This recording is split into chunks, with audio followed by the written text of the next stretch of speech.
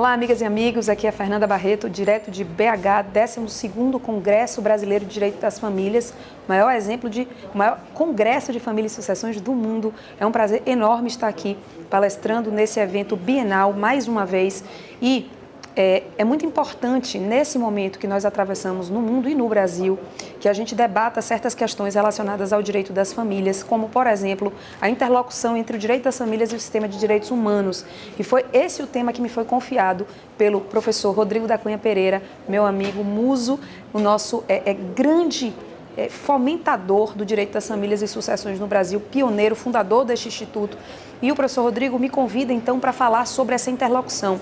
E eu divido o meu tema, na minha fala, em 3 eixos básicos. Primeiro, a família como um direito humano e a família localizada aí num sistema de direitos humanos em que vários dos direitos com os quais nós militamos no âmbito das famílias são direitos humanos, Vários deles. O segundo eixo da palestra, eu me debrucei sobre o direito das famílias e os direitos humanos numa perspectiva endógena. O que significa isso? Olhar a família para dentro.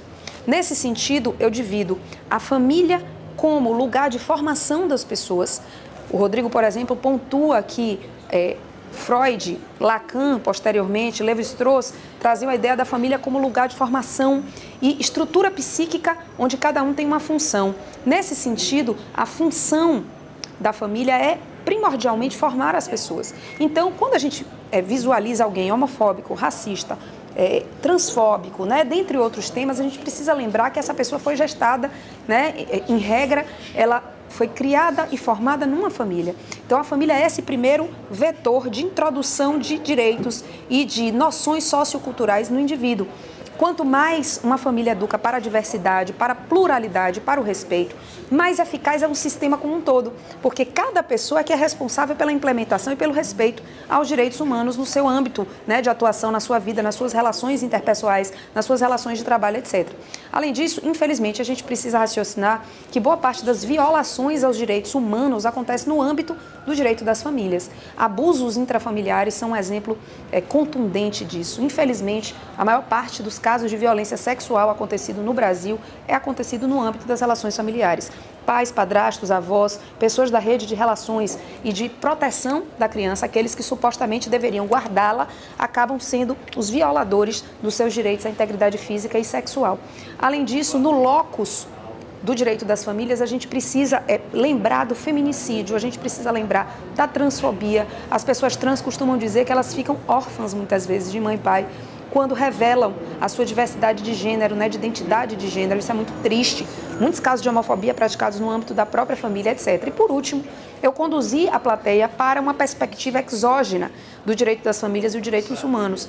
Nesse sentido, a gente precisa lembrar, primeiro, a família precisa ser analisada numa perspectiva racializada, generificada, de classe, porque nós não temos uma família, nós temos muitas famílias e o direito como um todo, o direito privado, sobretudo, ele é construído para um modelo de família específico.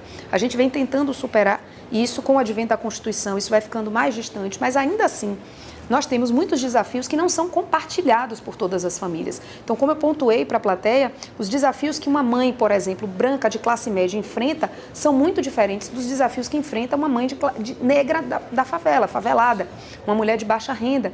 A mulher de baixa renda está preocupada se o filho vai voltar vivo da escola, se o filho não vai tomar um tiro de fuzil dentro de uma van escolar. Ela não tem tempo, espaço, liberdade para se preocupar com questões como alimentação balanceada, o que meu filho vai ser, quando crescer. Isso, obviamente, está no universo das ideias e dos pensamentos, mas não é implementável na vida, porque existem preocupações muito mais primárias e que não deveriam existir se nós não vivêssemos num estado permanente de violação de direitos humanos. E, por último, eu concluí lembrando que não existe direitos humanos sem democracia, não existe direitos humanos sem laicidade. Nesse momento, mais do que tudo, nós precisamos lembrar disso. No momento em que se fala que não houve ditadura no Brasil, como nós ouvimos agora por ocasião do 31 de março desse ano, que nós tivemos um regime democrático de força, nosso ex-ministro da Educação disse isso, é muito complicado nós pensarmos em respeito a direitos humanos. A sombra da ditadura é algo muito recente. E eu trago, inclusive, na palestra o exemplo da Zuzu Anja, uma mãe que não pôde enterrar seu filho, que acabou ela própria perdendo a sua vida. E nós não podemos esquecer esse tipo de evento. Não existe direitos humanos sem democracia, não existe direitos humanos sem laicidade e não existe família protegida plenamente sem o amplo respeito aos direitos humanos.